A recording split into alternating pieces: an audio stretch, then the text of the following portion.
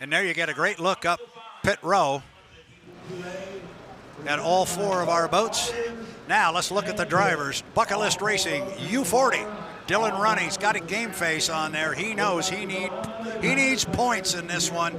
He's put himself on an inside lane. Will it pay some dividends? Hopefully the turf monster doesn't bite him.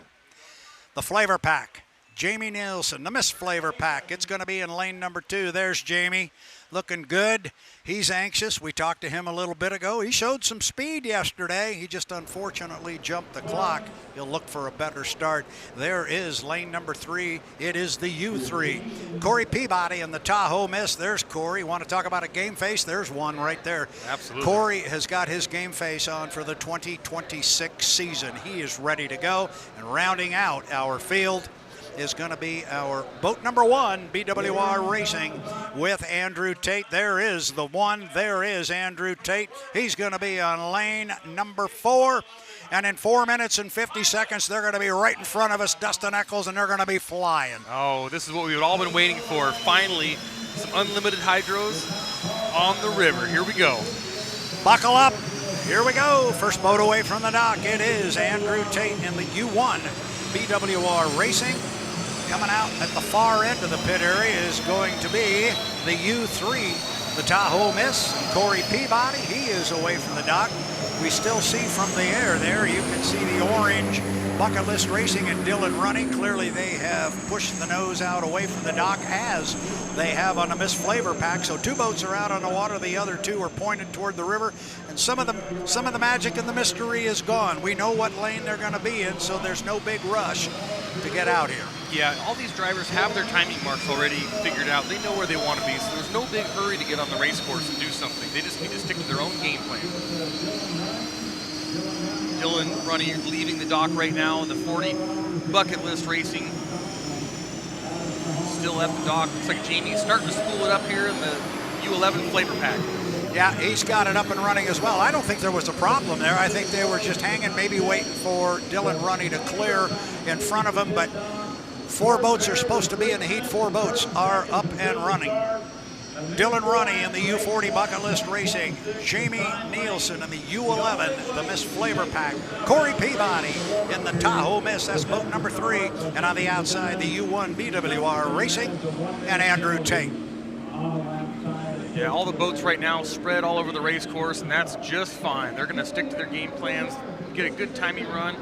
Looks like Andrew coming down the front straightaway right now. Just going to double check all his marks and make sure he can nail this start. He wasn't very happy with himself yesterday. Off the top end of the course, you're seeing on the screen there, I believe that is Corey Peabody in the Tahoe Miss. He will come down, and yeah, that was a good, hard, smart run there for boat number 1 and Andrew Tate. There you see him down at the bottom end of the course. Corey doing the same thing as he carries that right sponson a little bit, but he got a good timing run. He was on it all the way through the turn, so we'll see what he's got up the sleeve. And Andrew Tate came off the corner pretty quickly too. Now he's pulled his foot as he goes up the backstretch. Coming down the front straightaway now. Here comes our boat that will run in lane number 1. Tennessee Orange as he goes underneath the drone there. That of Dylan Runney and Bucket List Racing. Approaching Shipbuilding Creek's turn number 1. And our final boat entering Penelope's covered. So there's the bottom end of the race course, Dylan Runney, and he has already slotted himself into lane number 1. And Corey Peabody, who is just ahead of him up there, is going to be in lane number 3. He is outside of him there, so these guys are starting to slot up a little bit. Yeah, coming up, 2 minutes here, usually about the 1 minute mark. You want to be about the exit pin of turn number 1. It was really critical when you were fighting for lanes. We'll see where these guys line up here. Yeah, coming across the start-finish line there on the left of the screen is the U11, a Miss Flavor Pack, running right underneath you there. And then it's Andrew Tate in the U1 BWR Racing. They are, as the other boats are, they are slotted where they should be. Corey. Lanes 1, 2, 3, and 4. Corey's way up at the top end. Yeah, he's back a ways. I'm not sure if that's something that he has figured out or if he's a little late to the party, but he's got some time to make it up. Yeah, he's all the way there at the very top of the screen. Now he's in the right lane. He's going to come down in 3, but he comes across the start-finish line at 1:06. I think he'll be okay. Or he's going to cut the race course. Yes, he is. And you see it from the drone. I can see right now Jamie Nielsen in lane number 2. When he exited turn 1, he was in lane 2 exactly. So I can tell you right now, he's going to keep Dylan Runny honest in that lane number 1. Yes, he is. 45 seconds until the start. Here we go. It is Heat 2A of the 2026 APBA Gold Cup, the 116th running. Dylan Runny is going to be in lane 1. Jamie Nielsen, lane 2. Corey Peabody in 3. Andrew Tate will be on the outside in lane number 4. 30 seconds, Dustin. Look at the boats. They're all set. Yes, here we go. Look at Jamie. He's just keeping him honest in lane number 1, not giving him an inch. Here we go. Coming off the top end yesterday, we had our unofficial timing mark of about 12 seconds off the bridge. The only problem is I don't think we're going to get a shadow, but we'll let them do the start and we'll do the talking. We're coming up on 10 seconds. Looks to me like it is time to go, and they are going. What a beautiful four-boat start. We are 4, 3, 2, 1, mark. Wow, that's going to be really close. Going to be really, really close. Jamie Nielsen is the last boat across the line. I don't know if he got wet, but he didn't have much speed. We will wait to see if there are any calls on the start. But off the corner on the inside lane, running in first place, it is Dylan Runny in the Bucket List Racing. And just out his side window, he's got company, and it's Corey Peabody, Dustin. Corey Peabody, half a rooster tail back on the outside. One rooster tail behind him is Andrew Tate in the 1. Jamie Nielsen a ways back, but we know he's legal. Start, they're reviewing it. The 40 has jumped the gun. Dylan Runny has jumped the gun. Oh, no. Coming off the top end, it is Dylan Runny. However, he has jumped the start, so he is not your leader. He's going to get a 1-minute penalty, but we are shaping up into a dandy here because Andrew Tate is on the outside. You got Corey Peabody on the inside. This is going to be a race before it's over, Dustin. Yeah, Peabody's setting up for a hot turn number 1 here, but chasing hard on the outside. The U1, Andrew Tate, both of them going in, going to hang it on the hook. Tate does not want to let him get away. He wants those points. He's going to push really, really hard here. He is. This is going to be a good two-boat race as they come off the corner now. We are on lap number 2. It is Corey Peabody, and he's out by about 3/4 of a rooster tail. But here comes Andrew Tate. He's starting to reel him in the BWR. Yeah, Tate's on the up pedal. You can see it. That boat is getting light and loose, and here he comes. He's reeling him in on the outside. This is a tricky turn number 2 coming up under the bridge, and Tate's going to set up just perfect, a little wide, going to carry some speed into this turn number 2. You know Corey wants to be victorious in this one. He swings out way wide. He's going to make Andrew want to run a big course on the river. They are going to come down and complete the second lap. It'll be half of our Heat 2A. It is Corey Peabody in the Tahoe Miss, trying to be run down by Andrew Tate. Andrew Tate, BWR Racing. He's back by about 5, maybe 6 boat lengths. He's making up ground, Dustin. Yeah, Peabody's trying to make that boat as wide as humanly possible and trying to narrow the race course and keep Tate honest. He goes in wide, about lane number 3 in turn 1, but Tate's charging hard, looking at him right on the hip on the outside, and he's got acceleration at the exit pin. Yeah, he is coming. He's coming really hard, and there we can see the air scoop just over the top of the Tahoe Miss. They are dead even up the backstretch. It is Tate on the outside, Peabody on the inside. Doesn't get any closer than that, man. That one is a fast race boat. It is so fast, and as long as they can keep it on the water, Peabody's not going to let him go, though. He's going to charge hard. He's going to keep Tate on the outside. He's going to carry all the speed into the corner here and try to pull ahead as he can. Tight on the buoys. Tate not going to let him slide out, though. Going to keep him honest. He needed a good corner. He got it, but I don't know if he picked up as much ground as he had hoped for. They are going to come down now and pick up a white flag. That'll be the end of 3 with 1 to go. Andrew Tate has moved into first place. Fabulous boat ride on the U1 BWR Racing and Andrew Tate.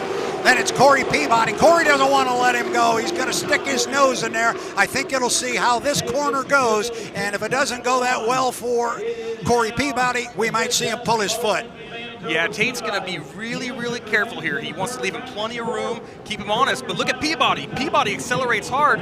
Tate's just going to make sure he can maintain his lead by as much as he can here with a half a lap to go. Coming across start-finish line right now, the Miss Flavor Pack is in 3rd place. Dylan Runny in the 40 is in 4th place, but our leaders are still up the backstretch as you look at the U1 BWR Racing with Andrew Tate. This is the final lap, lap number 4 of 4. Top end of the race course, Andrew Tate, and to Dustin's comments. He's going to stay out wide, make sure he gives plenty of room, keep the speed up. It is Andrew Tate in the BWR Racing U1 from the far outside. He's done it. He has run down the field, and it's a checkered flag for Andrew Tate in a dominant win. Looking very strong. Corey Peabody in a solid second place. Wow. Yeah, Corey Peabody, that's a fast boat also, but Andrew Tate just made a statement to the field. He says, you want me out here in lane 4? That's just fine. Watch this. And he showed everybody that he can drive a good, clean race, stay out there, leave everybody room, and just keep the boat wound up and beat everybody. I mean, just flat out beat him from the outside. That's pretty good. Watching our boats come down the front straightaway now. On the right side of the screen is the U11, the Flavor Pack, Jamie Nielsen. He will come down and pick up a third place finish. And then unfortunately for Dylan Runny, he was called for a gun jump on that one, and he pulled his foot. He will come home in fourth place. That will give him a 1-minute penalty. He does not have to run an extra lap. I'm not sure quite what happened to Jamie Nielsen at the start. He was certainly left behind at the start-finish line. Yeah, curious to find out what happened to Jamie. I don't know if he just pulled his foot after he knew the 40 jumped and the other two ran away. But, I give Dylan credit. That was a gamble. And if you're late to the start in lane 1, you are hung out to dry. So he had to push that start. And he doesn't have a lot of seat time in this boat. So, I mean, my hat's off to him for trying. Hopefully they'll get it back to the dock here. And boat's in one piece, so it's a fast boat. They'll be back for the next heat. We'll see if we can see just by how much perhaps the 40 did jump the gun. But that's okay. Man, that's good. My blood's moving now. How are you? No, I'm pumped. And like I said, at 180, 190 miles an hour, here it is. Look at that. Oh, boy. Now, that's not zero yet. There is zero. That is one boat length. It's exactly one boat length before the straight dashes. A fraction of a second. So. Wow. And at that speed, that's what I mean. You got to push it. You're doing a $185, $190, I assume, when you get to that part of the race course with the run they had at it. Wow, that's a great look right there. And look at that boat off to the left. Corey, that's about as close to the start as you can get. And that's whatever timing marks he had, stick with it, Corey, because that's about right on. Andrew, you finally got the boat out on the water today. What kind of statement did you make coming from the outside to win that heat? We gave him a head start, and we're outside of him. Thanks, Jamie. It's a statement about our equipment, excuse me. Our team. Definitely gave him a head start and had to work for it, but Corey did a good job. I didn't know if I was going to get him or not, but we're trying hard. What more did it take coming from the outside? It's the longest way around the race course. It's not a total disadvantage here because of how tight the turns are, but it definitely helps being inside and closer to the buoys and getting down there first and dictating the course. So he was the rabbit. We chased him down, and proud of the team. What's the excitement level that the boats are finally out today? It's nice. I'd rather be in the boat all day than in the truck wondering when we're going to go. So when you're sitting around waiting on try and stay calm and cool, but I'm glad we got to get out there and put a show on for the fans. Congrats. Thank you. Thank you.